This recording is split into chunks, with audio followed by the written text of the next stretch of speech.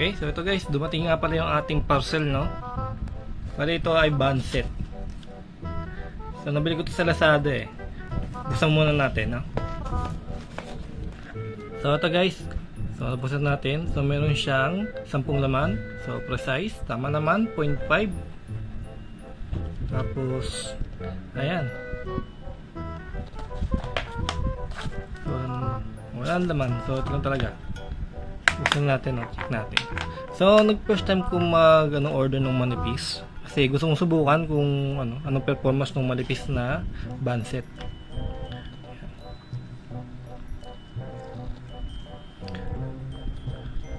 So yun.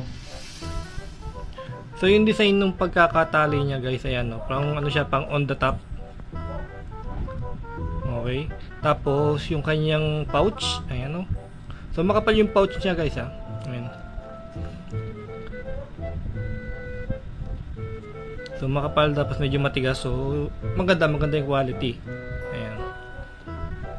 So guys, ngayon ko lang napansin, may pattern pala yung kanyang pouch.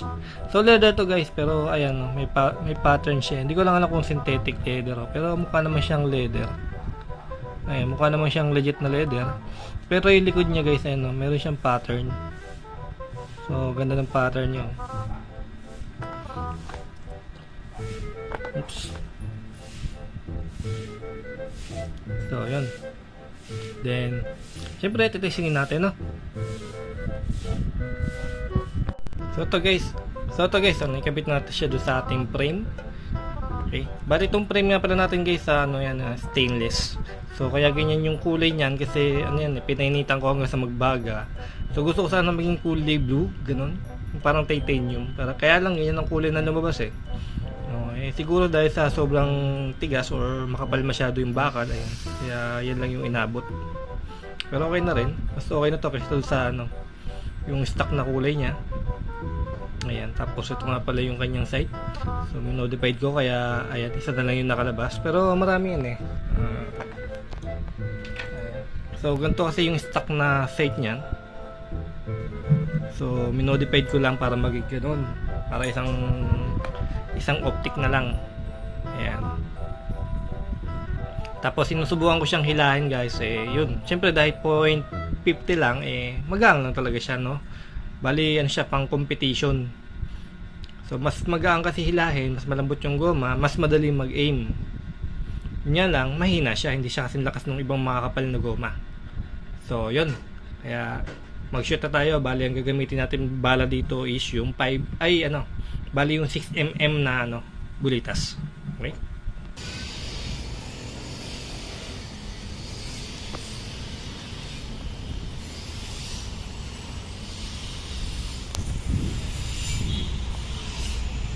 Wait lang, ito lang. Yung bala. Ang layo mo naman kasi.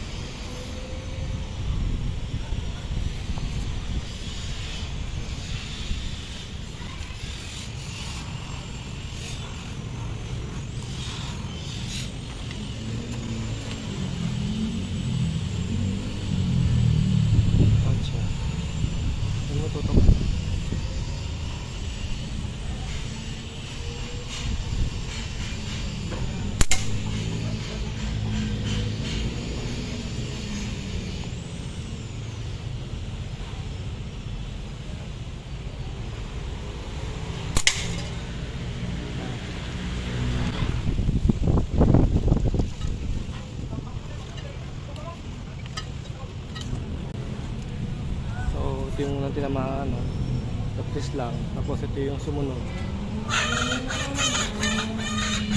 So ito yung kasi butas. So yun guys, kita nyo naman yung performance, no? Kahit medyo manipis tong ating goma, kaya na naman makabutas ng lata. So basta masentrohan lang, no? Tapos yun, sa mga interesado ito guys, ilalagay ko na lang yung link doon sa ating description box. So ayan, check nyo na lang doon sa Lazada. Then ayan, sa mga hindi pa nakaka-subscribe sa ating channel, pakiclick na lang yung ating subscribe button, pati na rin yung ating notification bell para sa ganun maging update ka sa aking mga bagong videos.